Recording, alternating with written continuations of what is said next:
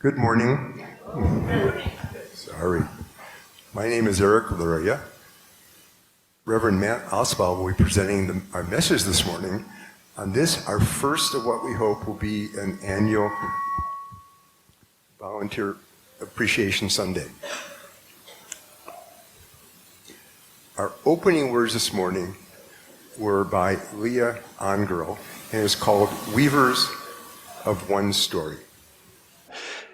Here we are together, each facing our different human tasks, or maybe the same central one, to embrace the lessons life delivers, to discern the lesson and respond as we grow, to refuse harm and cherish flourishing. May we know ourselves as vessels of infinite possibility, holders of each other's heartaches,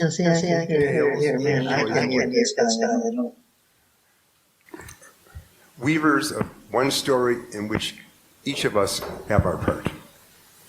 And so we just want to welcome you to our LCUUF Sunday service. But I can hear Matt.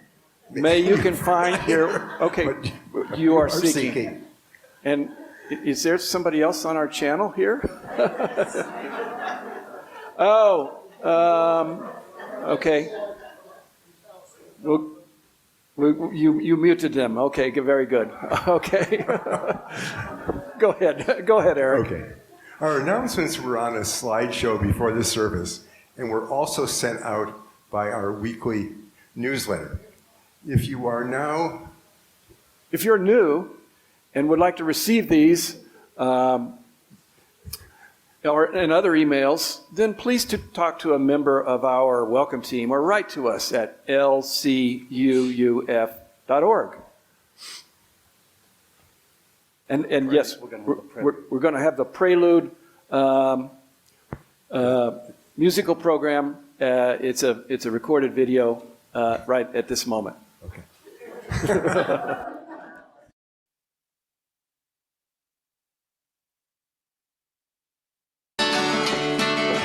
Jenny is a baker and she works all night. She smiles like an angel on her mountain bike. She made the cookies and they taste just right. Jenny is a volunteer. Well, they open up the hall in the afternoon to help performers to stay in tune. They're cleaning up by the light of the moon. Let's hear it for the volunteers. And it's 1, 2, 3, hey! Help them move the chairs away. If it wasn't for them, we wouldn't be here. Let's hear it for the volunteers. There goes Spike, he's seen it all, but he's the one who let the curtain fall. I was changing clothes and I mooned you all. Let's hear it for the volunteers.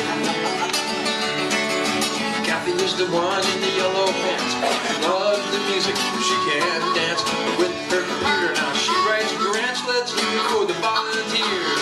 And it's 1, 2, 3, hey! Help them put the chairs away. If it wasn't for them, we wouldn't be here. Let's hear for the volunteers.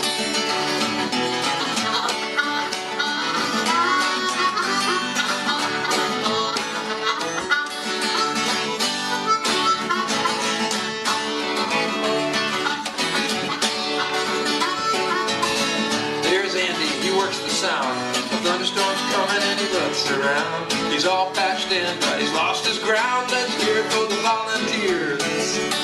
Well, that ain't for the money cause they work for free. It's a great dysfunctional family. It's all for the music and the company. Let's hear it for the volunteers. And it's 1, 2, 3, hey! Help them put the chairs away. If it wasn't for them, we wouldn't be here. Let's hear it for the volunteers. And it's 1, 2, 3, hey! Help them put the chairs away. If it wasn't for them, we wouldn't be here. Let's hear it for the volunteers.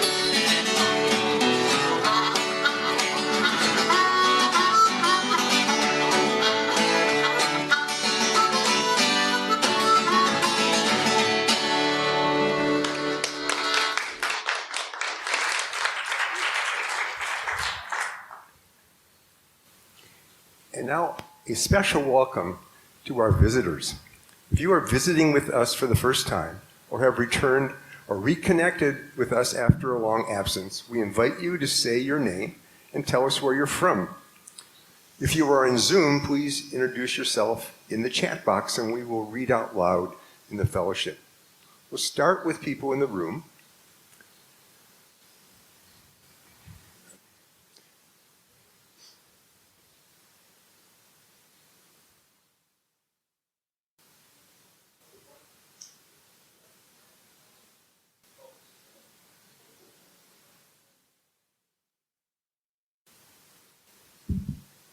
Hi, I'm Terry Glenn. This is Pearl Glenn, and we haven't been here in 8 months, but we're glad to be back. Thank you. Welcome back.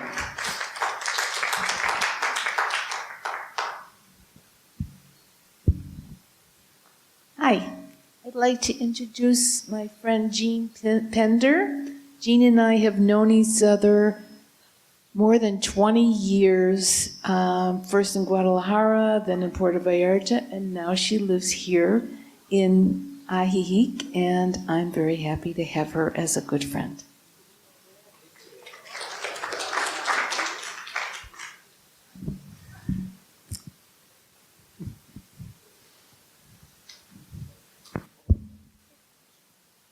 My name is Carlota, and we come here as invited to talk about Wise Girls, Niñas Sabias. Nice to meet you.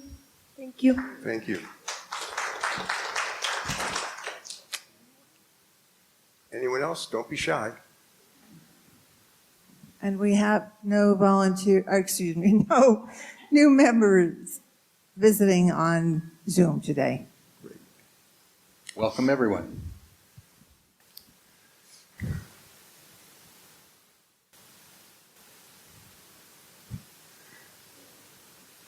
We welcome to all our visitors and newcomers, both in person and anyone on Zoom.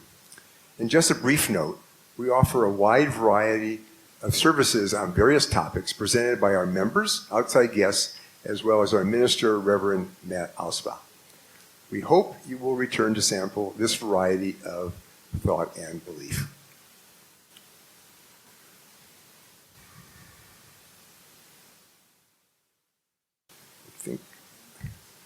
We light our chalice in gratitude for the joy we experience when we come together in community. We light our chalice to celebrate the diversity and uniqueness of those gathered here and honor the contribution in ways large and small that each of us makes in the creation of our beloved community.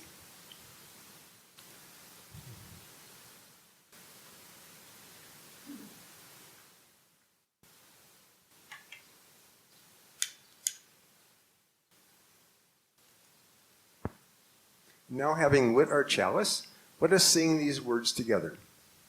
We kindle this light in celebration for the life that we share.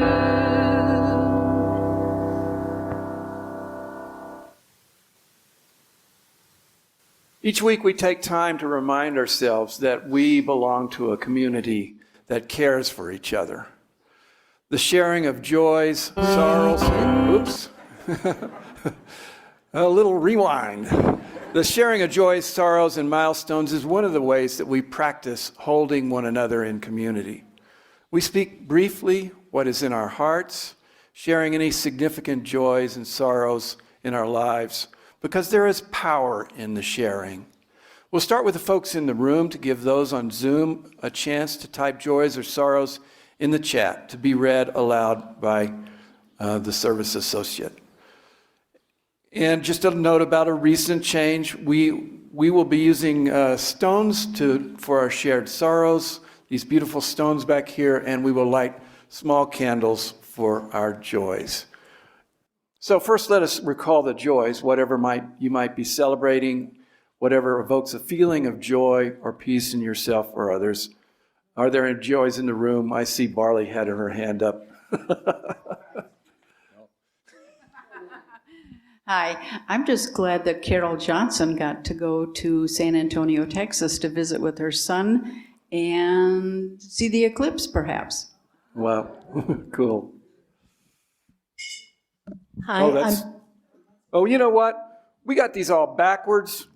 We're trying to switch to doing the sorrows first because it's kind of like nice to end on a high note. Is that right? Yes. And so somehow things got shifted around. So I'm just going to ad lib this, and we're going to switch to sorrows and do the stones. So you get to rewind, Barley. Sorry. So let us. I know this is weird.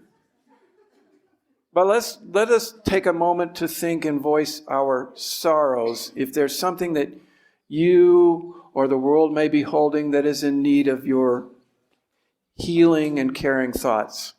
Are there any sorrows that people would like to share in the room? I thought so. my name is Heidi. I have a few people that I want to hold close in my heart today, and I'd like a candle lit in silence for them, please. Stones for sorrows and candles for joys. But she wanted a candle, so you can light a candle. Because we're just that way, you know? We're just that way. I'd like to share a sorrow for Kathy Vardy and John Cleveland.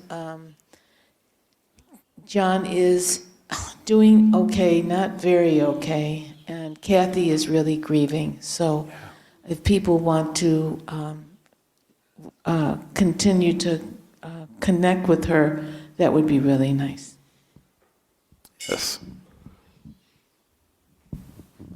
Sue Kelly has been under the weather, but I hear that she's improving, so that's good news. Mm-hmm.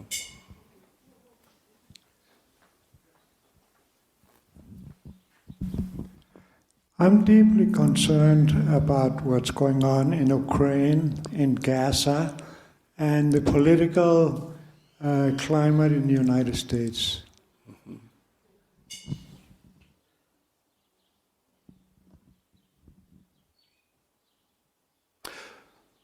Are there any sorrows that are to be shared on Zoom?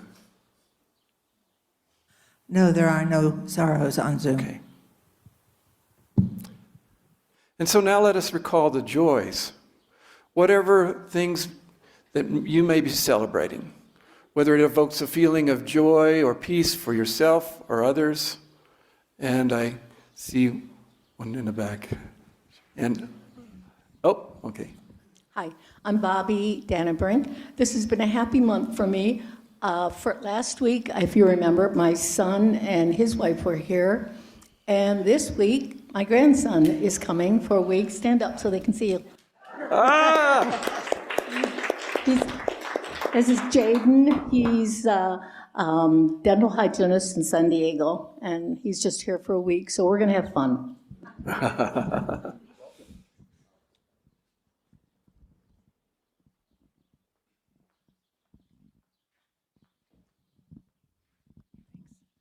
I'm Devorah, and 2 years ago this week, on the 10th of April, I brought my mother from Florida to live here in Ajijic. And I think most of you know that she's 100. She's going to be 101 in July. And she's still doing okay. So that's my joy.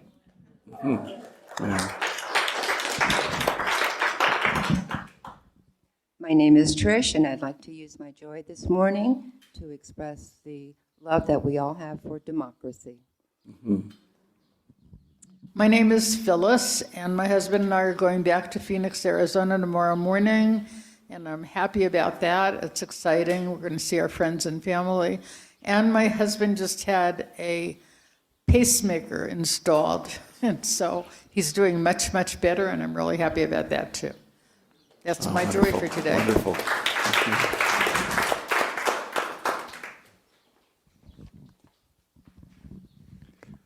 I'm Richard, and I just want to second what Barley said. Carol's been going through much intestinal trouble for about the last month, and she was on edge until about 5 o'clock Friday night, trying to figure out if she was going to go or not and be with her son. And the eclipse, there's clouds and thunderstorms, and who knows what they'll see.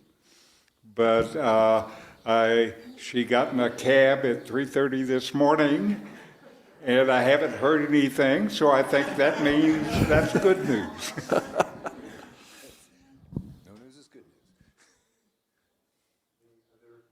Are there any joys to be shared on Zoom? No, there are no joys on Zoom today. Okay. And then this candle up here, this candle from our care team represents the joys and sorrows that we hold in the silent sanctuary of our hearts. We light this candle for all those unspoken joys and sorrows. And let us hold a moment of silence as we ponder those.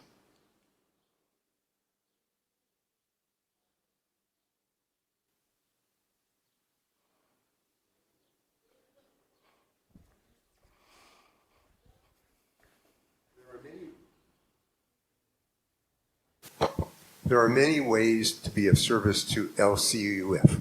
Our time, treasure, and talents all are necessary components to a healthy fellowship. Later in the service, we will acknowledge those whose time and talents are greatly appreciated. Now is the time in our service when we ask you to share the gift of treasure through pledging and donations. Each week, we give half of the money collected at the service to an organization providing services to our Lakeside community. For the month of April, we are supporting Niñas Sabalias, who here at Lakeside,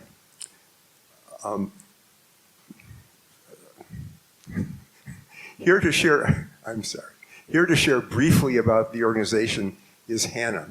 She is girls' rights advocate and founder, director of Wise Girls, a menstrual educator, a mother, and a wife, and has created and developed projects for women's and girls' empowerment since 2012. Welcome, Hannah.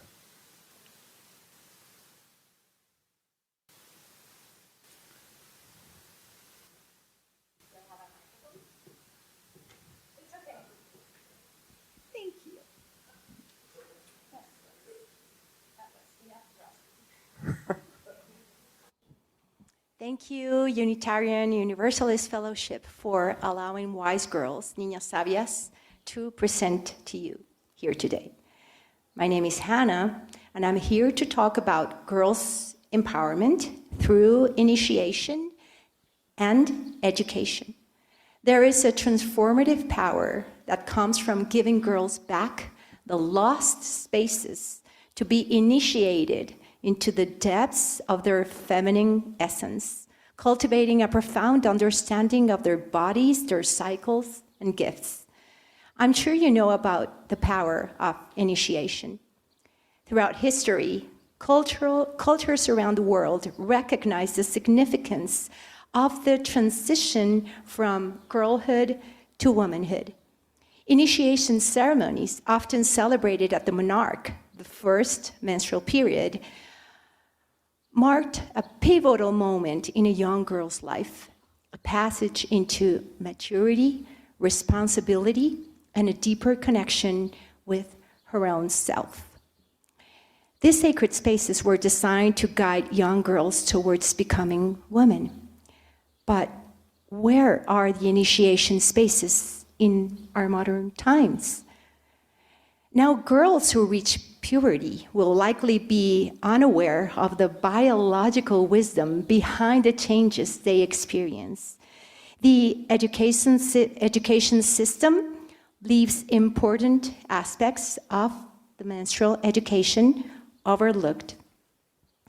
In a national survey conducted in 2022 in Mexico, 69% of girls reported being uninformed when they had their first period. The essence of the initiation ceremonies has faded. Young girls deal with confusion and embarrassment as the rich tapestry of tradition of the woman's worth and power has been lost. I began my journey teaching menstrual education here in local schools in Lake Chapala in 2016, and I soon realized that I needed to offer girls not just information, but guidance towards their own inner embodied wisdom. Listening to hundreds of girls' stories made me realize a terrible truth. Girls fear their periods. Some girls hate their bodies. During puberty, many girls feel lost and miserable, and too many of them wish they weren't a girl. Do you think this has an effect on their lives and how they show up in the world? Menstruating with worry, fear, shame, and limitations violates the rights of girls, exposes them to different forms of violence, affects their school performance, and causes rejection of their own bodies and nature. So this is the reason why wise girls, niñas sabias, exist. Can you imagine a world where every girl is empowered with education that leads her to become wise and sovereign, with the purpose of recovering the intentional spaces to teach girls the wonders and science of their bodies in an engaging and memorable way? I developed the Wise Girls Workshop, a culturally sensitive and age-appropriate program that offers 10 hours of menstrual education, body and cycle literacy, and the foundation for fertility awareness. Our program initiates girls into their worth, wisdom, and power, and distributes Wise Girls kits so girls can manage their periods in an eco-friendly and dignified way. A Wise Girl kit has reusable menstrual pads for young girls, and it promotes health as it is made of non-toxic materials. It cares for the environment because it is washable and reusable. It generates savings for the families and allows a girl to see menstruation as an expression of her power. As we believe this forms the bedrock of self-love and self-efficacy for girls, Niñas Sabias trains women to become Wise Girls teachers. In Mexico only, over 4,000 girls have become healthy, safe, and wise. There are currently more than 100 Wise Girls independent teachers in Spanish-speaking countries, and there are Wise Girls projects in San Miguel de Allende, in the Sierra Tarahumara of Chihuahua, in the Sierra Wixárika of Jalisco, in the indigenous territories of the south of Costa Rica, and of course here, as Niñas Sabias, Chapala is the mother project, funded by local community members who become girls' guardians, who ensure that our program goes to our public schools all year round. Would you like to know how a Wise Girls Workshop looks like? Come and witness it. During the Wise Girls Workshop, girls learn while experiencing the strength within the women's circle. We sing our original songs, we draw to integrate the knowledge, we dance in circle, and we even make a role play about the menstrual cycle, where the girls meet the 4 wise hormones that cause ovulation, or the jump of the chosen egg. This is how we are recovering the initiation in vital spaces that drives girls to spread their wings and bring their gifts and transformative power to the world. We invite you to advocate for the girls and dreams of our young girls, and we thank you for your generous contributions of this month in support of the Lake Chapala girls. For in nurturing their innate wisdom, we sow the seeds of a future filled with promise and possibility for all. Thank you so much.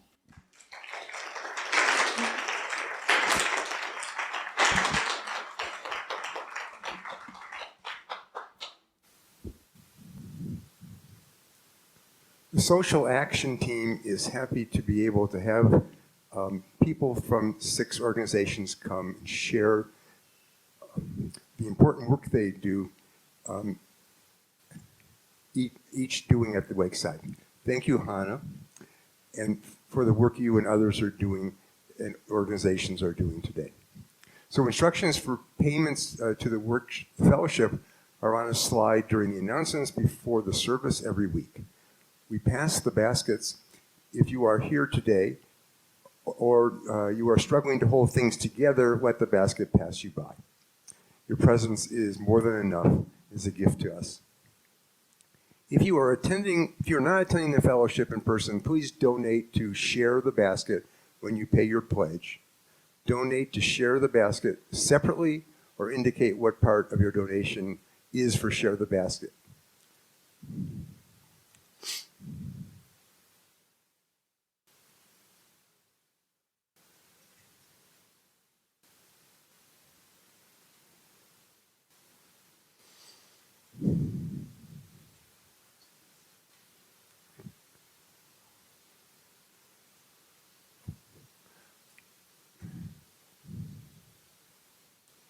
Our offering has now been generously given and gratefully received, a portion of which will be donated to Niñas Sabias today and for the rest of this month.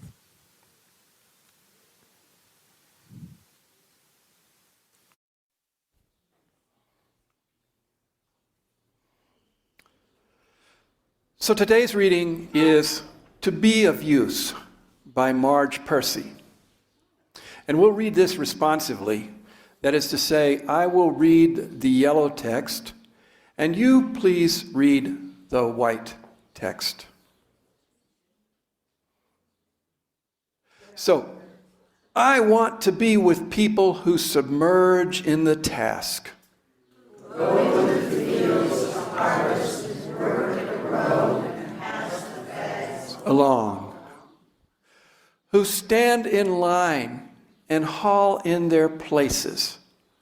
We're not borrowed generals and field reserves, but move in common rhythm when food Must come in, fire be put out. The work of the world is common as mud. Botched, it smears the hands, crumbles to dust. The thing worth doing well, done as a shape that satisfies, clean and Evident. Greek amphoras for wine or oil, Hopi vases that held corn are put in museums, but you know they were made to be used. Soon for work that is real. So our opening hymn, I'll go ahead and do it since I'm here. Our opening hymn is number 318, which is We Would Be One. And I think many of you know it. Please rise in body or spirit and join us in singing Michael Will Play.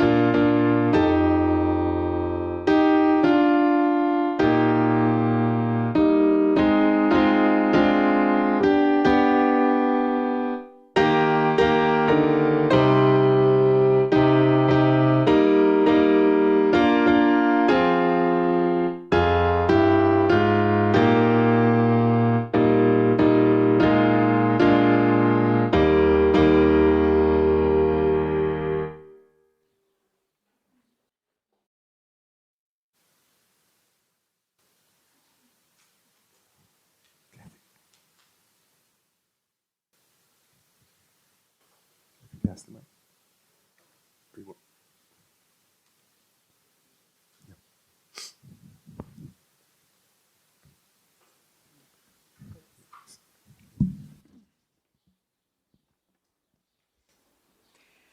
The best way to find yourself is to lose yourself in the service of others. Gandhi.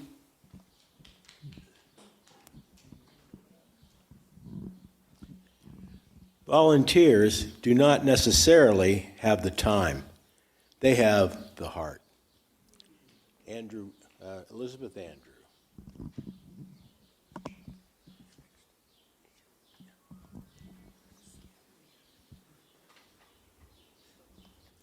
Never doubt that a small group of thoughtful, committed citizens can change the world. Indeed, it's the only thing that ever has. Margaret Mead.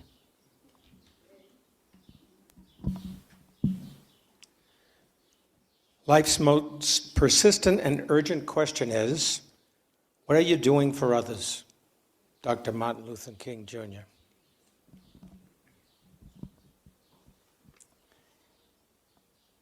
Too often, we underestimate the power of a touch, a smile, a kind word, a listening ear, an honest compliment, or the smallest act of caring, all of which have the potential to turn a life around. Leo Buscaglia.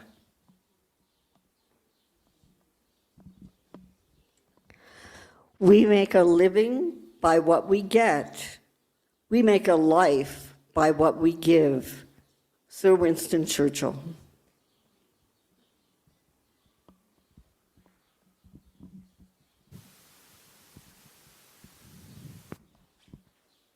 Actually, yeah. Wait, not yet. I get to do my own thing now. So let's suppose, in an attempt to improve operations here at the fellowship, we hired an organizational consultant from one of the big white shoe business consultancies, say a company like Deloitte or Boston Consulting Group or McKinsey & Company. And that management consultant would probably come in and take a quick look around and quickly have some questions for us. They might say, I see serious deficiencies in how you fund your operations. How do you monetize? You simply ask people for money once a year and you pass a basket? You guys could do so much better than that. There's plenty of opportunities to extract money from your customers here. You could operate this Sunday service thing like the airlines do, selling different classes of seats. You, of course, would have first-class seats, you know, those big recliners with cup holders for people's coffee like they have at the movies. Those would be in the back, of course, where everyone wants to sit. And then there would be the economy section in the middle with these blue padded seats. But then you could have basic economy, which would be up a row of white plastic seats right here up front. And you could charge extra for things like coffee. I do see you have a donating cup out there. That's good. But the joys and sorrows thing, that could be monetized too. It looks like you could charge twice as much for a joy as for sorrows. And you could bring in big name speakers by Zoom or in person from time to time and charge extra for people to attend those. And you could even have private sessions with those speakers to make even more money. And it looks like, and now let's look at your staffing operations. This is a real mess. It looks like you've got a paid musician and a couple of tech folks, all part-time, and plus some part-time ministry guy who probably is making more than he deserves. But most of your staffing problems are that you've got way too many unpaid employees. What do you call them? Volunteers? Remember, you get what you pay for. And they're the ones that do most of the work around here, and it seems like just anybody can sign up for any volunteer position. You don't have an organized recruiting, vetting, or onboarding process for most of them. I mean, it's good that you've somehow tricked them into believing that they don't need to be paid for this work. Maybe that's some kind of fancy tax avoidance scam. And calling them volunteers, that seems a bit dated. You could catch up with the megachurches in the north and call them servants or disciples or ministry partners or something. Anyways, to sum up, with your revenue generation issues, your staffing peculiarities, and your aging customer base, I'm surprised you're still in business. Just to begin to fix all these problems, that's going to probably run, 50 grand or so to get started. And that's in US dollars, not pesos. I don't think we need a consultant.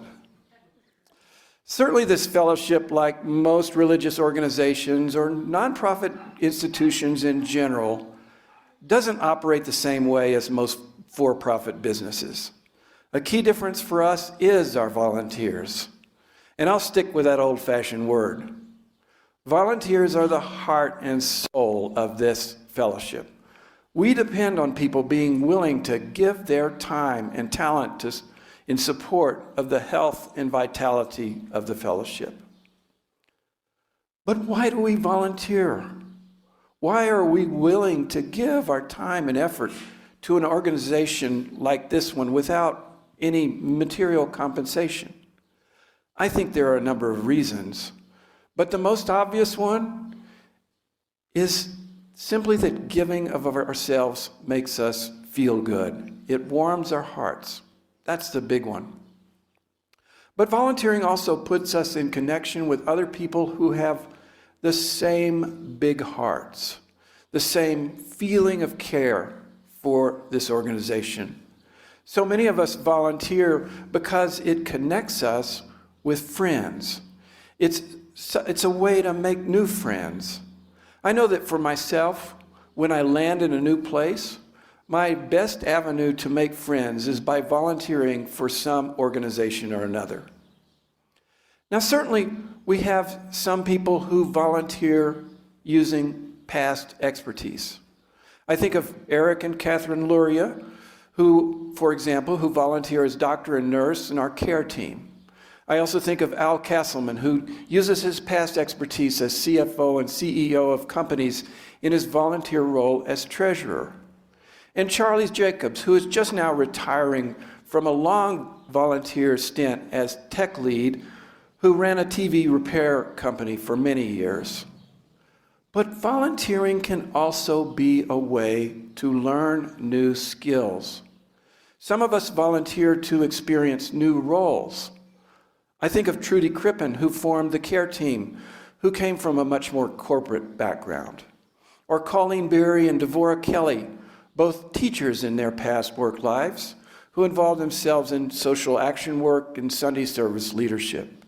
Again, these are just a few examples, and there are a host of others that I'm certainly missing, not able to name at this moment. But it is because we want people to try new things that we encourage people to step out of their comfort zones as volunteer opportunities arise. I myself found my way into professional ministry as a result of volunteering in numerous roles in UU congregations in the past. Maybe that should be a warning to some of you. And then there are others of you, you know who you are, who volunteer because you know the science. You know that volunteering helps counteract the effects of stress, anger, anxiety. You know the research that by measuring hormones in brain activity, some researchers have discovered that being helpful to others delivers immense pleasure. Human beings often are hardwired to give to others. So the more we give, the happier we feel. And you know that volunteering helps you to stay physically healthy. Studies have shown that volunteers have lower mortality rates than those who do not. Older volunteers are less likely to develop high blood pressure and have better thinking skills too. Volunteering can lessen symptoms of chronic pain, and reduce the likelihood of heart disease. But most of us volunteer to be of use. As the poet Marge Percy said, I want to be with people who submerge in the task, who go in the fields to harvest and work in the row and pass the bags along, who stand in line and haul in their places. I think that's true of most of us. We want work that is real. We want to put effort into the support of an organization that we value. And when we're done, we see, again to quote, the thing worth doing well done has a shape that satisfies, clean and evident. And when we see things well done here at the fellowship, knowing that we have contributed to the work, our hearts of service expand just a little bit, and we feel joy, and we are grateful. Blessed be. Now, Chris.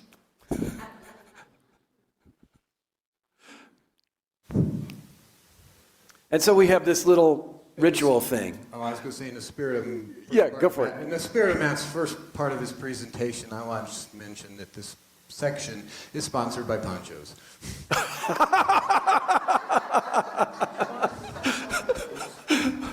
Open daily. Open daily. So I invite you to please stand or raise your hand each time we read an area in which you have done volunteer work for LCUUF. And if you're on Zoom, we were able to make this work yesterday. We'll see if we can do it today. Raise your hand, and we're going to put the gallery view up so we can see you. And we'll take a moment to switch to gallery view there. And let's maybe, everybody has their cameras off, and that's understandable because they may be sitting there in their t-shirts.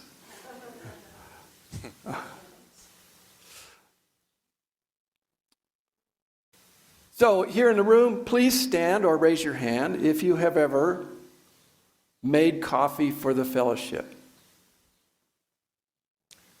Any fellowship. Or any fellowship. Go ahead, next one. Where is it? Oh. I've been a candle lighter or rock dropper during joys and sorrows.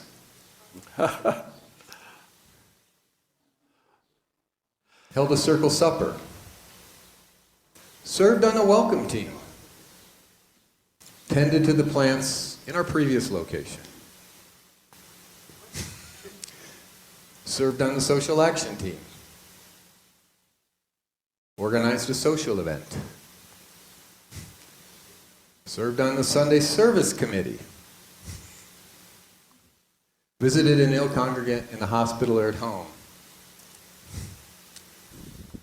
Served on the board of directors. Put out or put away chairs at the old building. Everybody. Turned your chair around for bear stage. Served on the tech team. Ooh, need more hands. Been a greeter before service. Are now here, but plan to volunteer in the future. Wonderful. And now, if you have stood or raised your hand even one time today, please stand and remain standing for a few moments, everybody.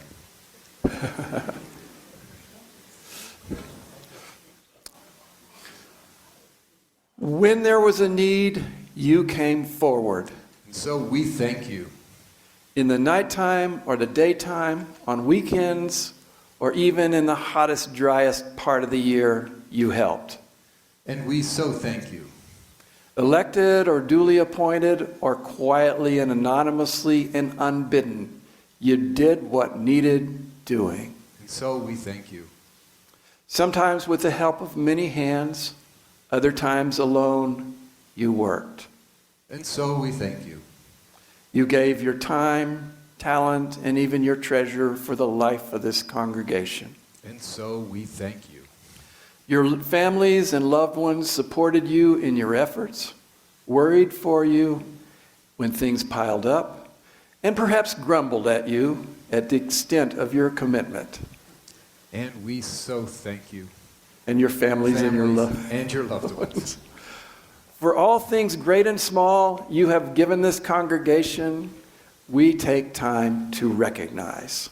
To thank you and to honor you. Thank you all so much. You may be seated. Our service today was intentionally short because we have a volunteer fair afterwards. If you notice the tables being set up ahead of time. That is to say, we have tables in the garden where members of the various teams, committees, and groups at LCUUF are happy to talk with you about how you might be of service. As well, you can connect with them to learn a little bit. You don't have to sign up for anything today, though we will be happy if you did. Thank you, Chris.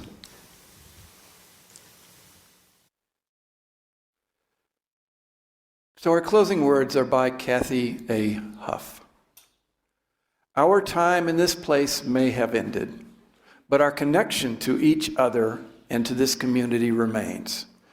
Together may we walk the path of justice, speak words of love, live the selfless deed, trod gently on this earth, and fill the world with compassion and service.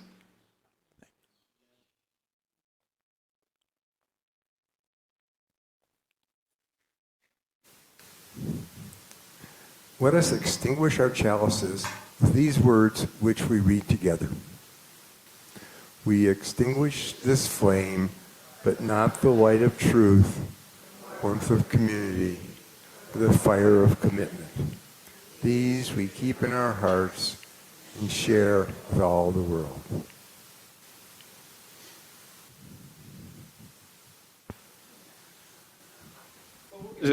But I will play the piano, and I've made an arrangement so you get some drums and guitars and rhythms and so forth. So this is the great Lennon-McCartney classic with a little help from my friends.